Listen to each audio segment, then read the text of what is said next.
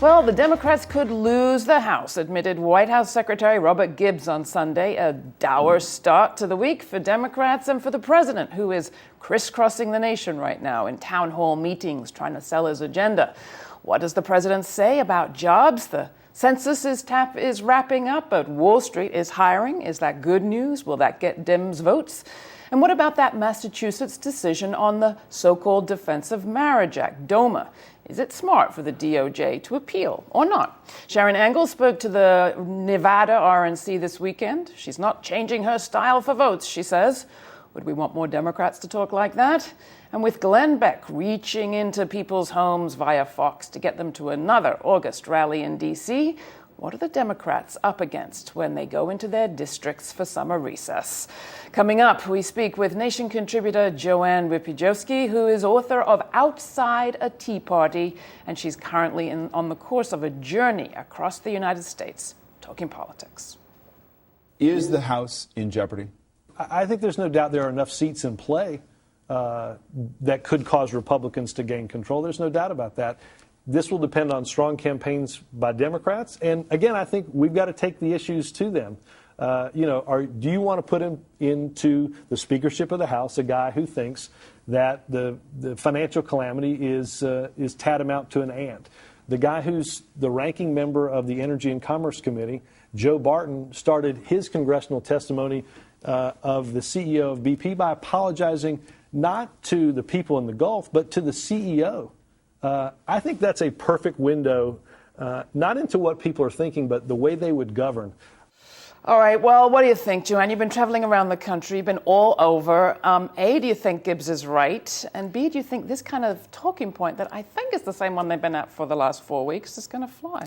History obviously says that they're going to do very badly. Every president, 2 years on, tends to do very badly in the House, in the Senate, in the congressional midterm elections. So I suspect they're going to do badly. I don't know how badly. I'm not a prognosticator and not particularly interested in that.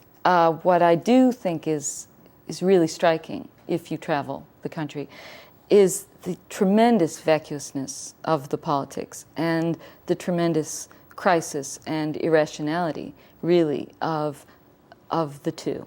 The politics and the situation. So we're having another conversation about the madness of American politics. Well, it is. I mean, but it is, and I think we don't pay enough attention to it.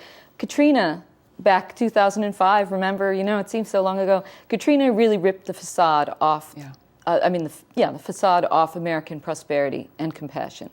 And now the BP oil spill has ripped the facade off American ingenuity. So we're not smart. And we're not kind.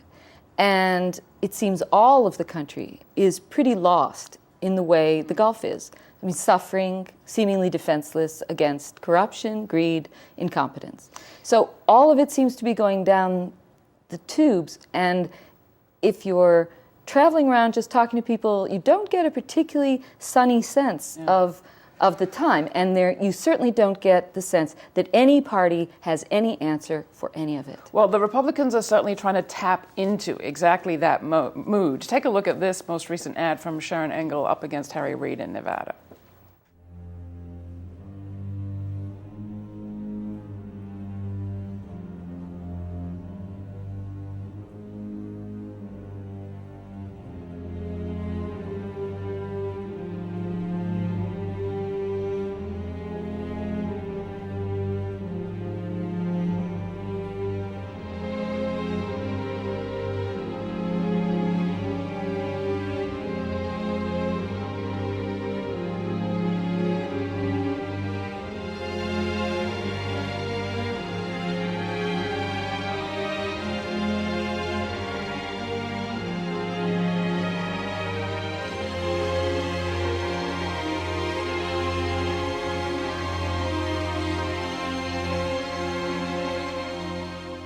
So you've got sort of Holocaust references with the choice of music. You've got 30s references with the images, tapping into the mood you're talking about.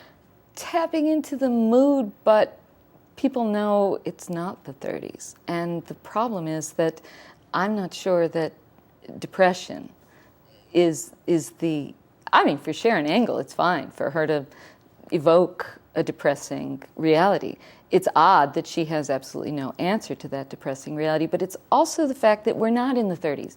So the nature of the crisis is a little different. I mean, yes, there are 10 million people who are unemployed and receiving no check at all. There's 1 million people, I think more, who are unemployed in the last 2 months. There are expected long lines of unemployed and long lines of foreclosures for the next many years. But the face of decline, the face of crisis, is not so much that face. It's a kind of hidden freak out. So the house might look fine, but inside the people are broke. All their assets do not equal their debt. And this is the reality all over. The middle class hollowed out, the working class hollowed out. So I'm not sure this sort of, I don't know that this is, I feel your pain. You know, when she says an answer is coming, the answer is coming, yeah, well, but clearly it's coming. What is the answer? Is the answer a mass jobs program? That should be what it is, right? I suppose. I mean, if you want a 30s, if you want a 30s, if you say you've got a 30s problem, then maybe you should have a 30s solution. But Sharon Angle says no unemployment. That's coddling people. That's making people just not run out and find those jobs that are right out there. So either there should be a mass jobs program, or she should be advocating just mass giveaways of cash for those to unleash that that not opportunistic spirit, that entrepreneurial spirit. But she's against both of those things. But she's against both of those things. So it is. I mean, it's a cliche to say it's the party of no, but it is the party of no, and it certainly has foot soldiers on the ground. But I feel that there is more alienation than there is enthusiasm. Take a listen to what George Osborne, the new Chancellor of the Exchequer, the equivalent of the Treasury Secretary, had to say to Fareed Zakaria this weekend on CNN about election strategies in Europe. Take a look. What would you say to the Tea Party movement in the United States?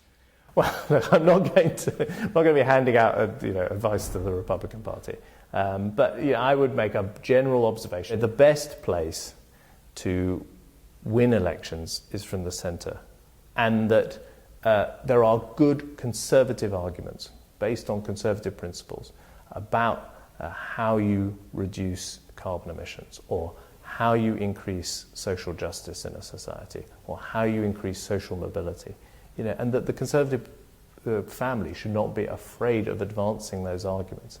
And when we do advance them, we can challenge our opponents on territory which they've always thought of as theirs. About 30 seconds, JoAnn, but that sounds terribly reasonable. It doesn't work here. No, I don't think it'll work here, because you've got a Republican Party that is based on some premises which can't be contradicted.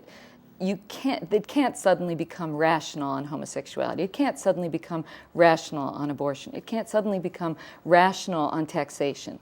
These are the fundaments of the party, and you've got two sides. You've got the wealthy old Republicans, and you've got the populist right-wing Republicans who are playing their role to be in fear, to react the way people in fear do, to find an enemy, and you've got the ruling class, which wants its low taxes, which wants its perks, which wants its corruption. We got the picture. There is no real middle grade. JoAnn, thanks so much for coming in. You can find JoAnn's work at our website, GRITtv.org. We'll put up some links.